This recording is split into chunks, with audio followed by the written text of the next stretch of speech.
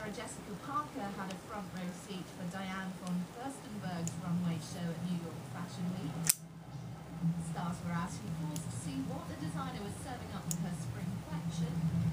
The inspiration was the polish of a princess and the heart of a gypsy.